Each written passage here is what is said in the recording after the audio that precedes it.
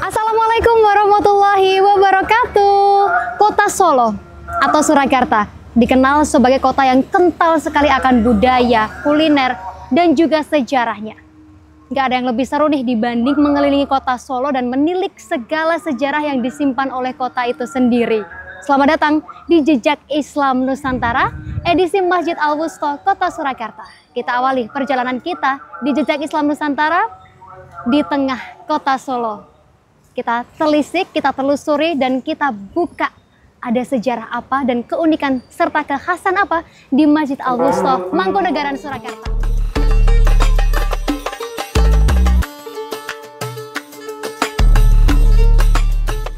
Berdiri di sisi barat Pura Mangkunegaran, Masjid Al-Wusta tergolong masjid bersejarah yang didirikan Pangeran Sambernyawa atau dikenal sebagai Mangkunegara I.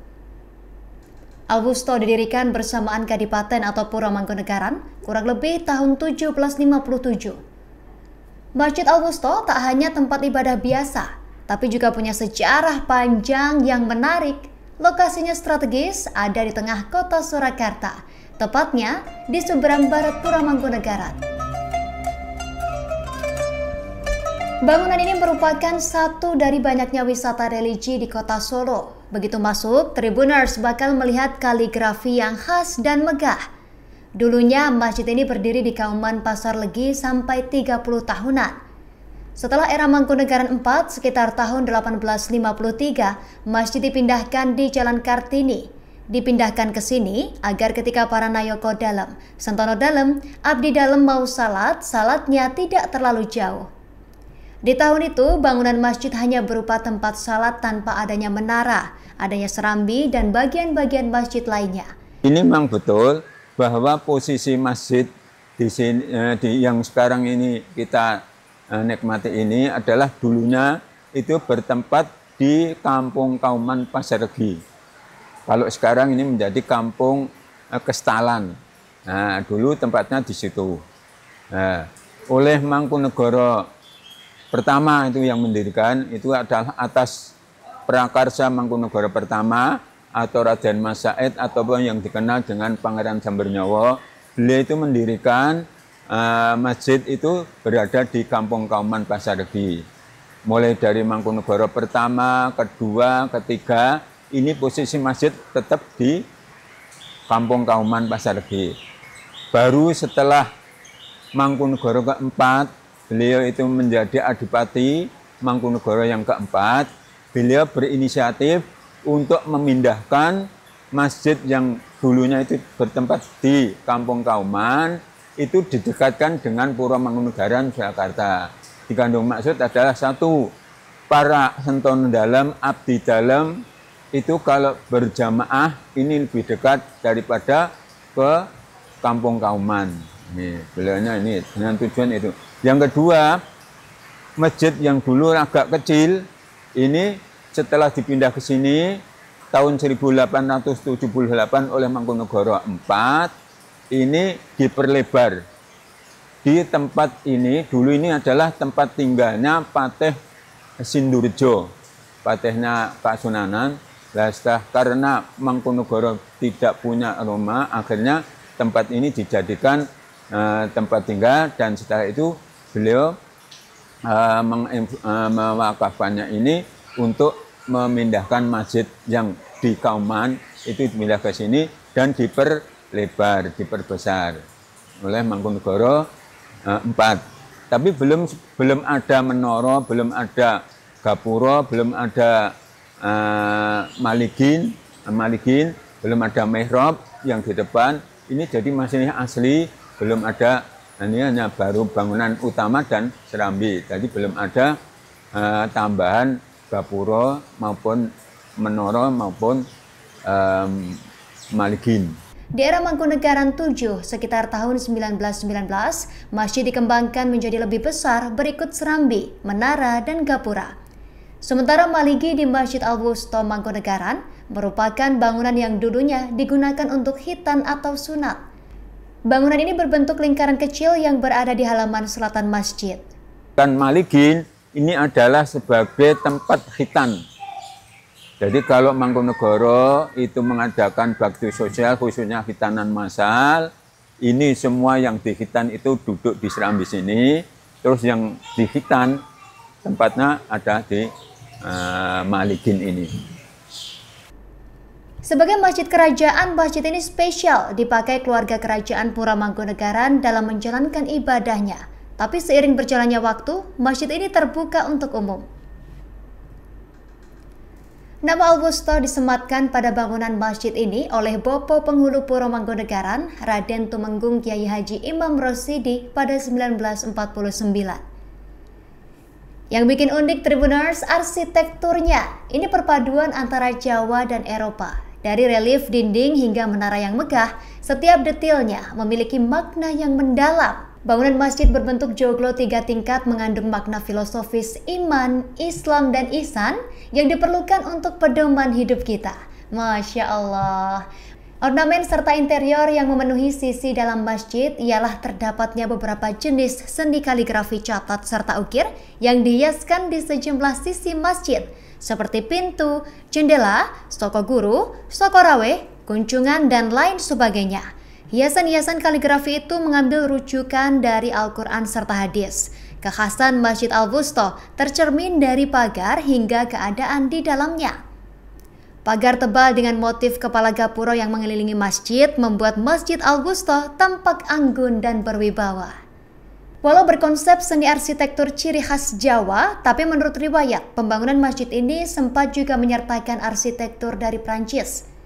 Memadukan arsitektur Jawa dengan arsitektur Eropa, pembangunannya bekerja sama dengan arsitektur Belanda Thomas Korstad. Jadi, kejawennya tetap terlihat dengan ciri khas joglo, tapi dipadukan dengan arsitektur Belanda yang ciri khasnya melengkung, seperti di gapura. Mangkunegara ke-7, dia dilantik menjadi Mangkunegara ke-7, dia juga berinisiatif mengembangkan dan memadukan antara arsitektur Jawa dengan arsitektur Eropa. Dia memanggil seorang arsitek temannya juga Mangkunegara 7, yaitu yang bernama Insinyur Thomas Herman Larsen. Ini dia diajak kerjasama untuk berkolaborasi antara arsitektur Jawa dengan arsitektur Eropa. Nah, kan condongnya kalau arsitektur Jawa ini pada bentuknya adalah hanya bentuk joglo, bentuk limasan, bentuk kampung, dan sebagainya. Nah, kalau Eropa ini biasanya cenderung pada lengkung. Nah, ini dia padukan antara arsitektur Jawa dengan arsitektur Eropa oleh Mangkunegara 7, sehingga beliau membuat atau menambah, yaitu dengan adanya gapura di serambi ini, ya, gapura keliling serambi ini, terus gapura di luar. Nah, ini tanah ini kurang lebih sejumlah 4.200 meter persegi. Dengan menambah mendirikan menara sama Maligin mihrab ini yang ada di depan ini, mihrab ini. Ya, ini tahun berapa? Yaitu sekitar tahun 1917, 19 ya, 19 sampai sekarang ini. Jadi, lah menara ini mulai dibangun tahun 1917, ini selesai tahun dibangun mulai tahun 1919, selesai tahun 1926.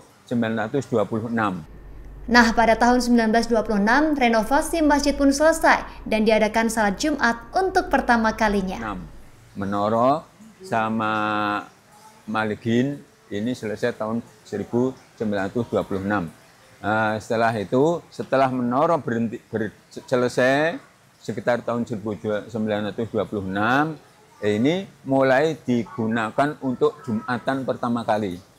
Nah, Jumatan pertama kali ini setelah menara ini berdiri oleh Mangkunegara VII digunakan untuk Jumatan. Dulu kalau Jumatan itu kita ke masjid oleh para abdi dalam dan setahun dalam itu ke Masjid Agung Surakarta.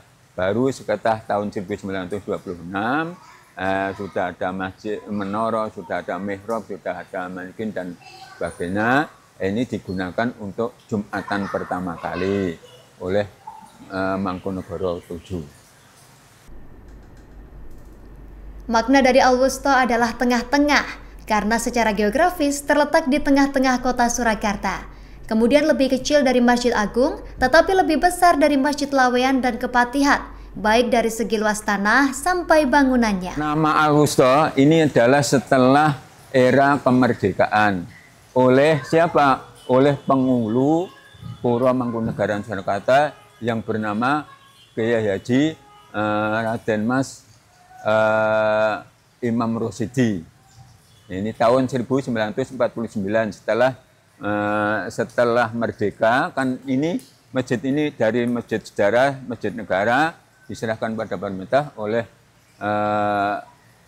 pengageng Pura Mangkunegaran, menyerahkan kepada Yogiswara ataupun penghulu Masjid Pura Mangkunegaran, ini diberi nama Al-Wusta. Al-Wusta adalah maknanya tengah-tengah. Digantung tengah-tengah apa?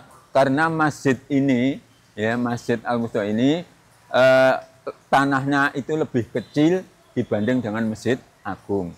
Bangunannya pun lebih kecil dibanding dengan Masjid Agung. Tetapi dibandingkan dengan Masjid Laweyan atau Masjid Laweyan dan Masjid Kepatihan, ini lebih besar Masjid Al-Wusta. Nah, Al-Wusta juga di sini letaknya adalah di tengah-tengah kota. Nah, berbeda dengan yang ada di Kepatihan, yang ada di Triwindu, yang ada di Laweyan, itu sana. Nah, ini adalah itu. Jadi Al-Wusta itu maknanya adalah tengah-tengah. Sama seperti masjid sejarah lainnya, Masjid Al-Wusta juga memiliki tiang-tiang penyangga. Keberadaan tiang ini mengikuti perintah dari Nabi Muhammad SAW. Jadi pengingat, kalau kita ingin menegakkan agama, maka salatlah yang tegak seperti tiang-tiang ini. Simbolnya masjid kuno pasti tidak meninggalkan tiang sebagai penegak untuk menopang atap. Masya Allah. Pada bangunan utama masjid terbagi menjadi ruangan salat utama, pawastren, serambi, serta maligin. Sementara bagian halaman ada taman, 3 pintu, gerbang utama, markis, menara, dan kantor pengurus masjid. Menara Masjid Al-Wusta dibuat pada saat yang berlainan dengan pembangunan bangunan penting masjid, yakni pada seputaran tahun 1926 oleh Mangkunegaran VII. Memiliki tinggi 25 meter serta dipakai menjadi tempat mengumandangkan azan di semua pelosok mata angin. Kalau menara ini fungsinya itu adalah untuk azan. Nah, untuk azan. Jadi dulu itu makanya kan ada kentongan dan ada beduk. Kentongan ini dipukul sama beduk ini sebagai tanda waktu sholat. Misalnya kalau mau sholat zuhur itu dipukul dulu, tong tong tong tong tong dung dung dung dung dung dung dung. Kalau zuhur ya panjang itu namanya, kalau orang dulu namanya beduk. Jadi manjang beduk. Nah, setelah kentongan sama beduk ini sudah dipukul, muadzin ini naik ke mimbar, naik ke menara, mengumandangkan azan. Naik ke sana, itu empat orang, arah 4 mata angin, utara, selatan, barat, dan timur ini. Jadi muadzin, karena belum ada pengeras suara tahun sekitar itu, tahun sekitar tahun 1900, sebelum era Indonesia merdeka itu, jadi muadzin gitu. Setiap sholat seperti itu, 4 orang ya. Itu mulai Masjid ini sempat mengalami perbaikan besar-besaran pada 1878 dan baru selesai pada 1918. Saat perbaikan besar diawali, Adipati Mangkunegaran VII memberi perintah pada seorang arsitek, yakni Insinyur Herman Thomas, agar desain masjid yang telah rusak dapat ditukar dengan yang baru tanpa menghilangkan nilai sejarahnya. Seiring berkembangnya zaman, kini Masjid Al-Wusta sudah jarang menjadi tempat ibadah para anggota Mangkunegaran. Masjid ini juga seringkali diisi jemaah-jemaah yang datang dari luar kota. Masjid yang sudah berusia sekitar 260-an tahun ini pun sudah dicanangkan menjadi cagar budaya sejak 2015. Bahkan pada 2021, Masjid Al-Wusta juga diresmikan sebagai tempat ibadah ramah anak. Tribuners, sekian perjalanan kita di Jejak Islam Nusantara edisi Masjid Al-Wusta Mangkunegaran. Ini bisa jadi referensi untuk Tribuners dan juga keluarga yang pengen jalan-jalan di saat ngabuburit. Tentu saja salah satu tempat yang harus dikunjungi adalah Masjid Al-Wusta. Bisa mengulik sejarah sekaligus beribadah di sini. Justin dan kru pamit, terima kasih atas kebersamaan kalian di Jejak Islam Nusantara edisi Masjid Al-Wusta. Sampai jumpa di edisi selanjutnya. Wassalamualaikum warahmatullahi wabarakatuh.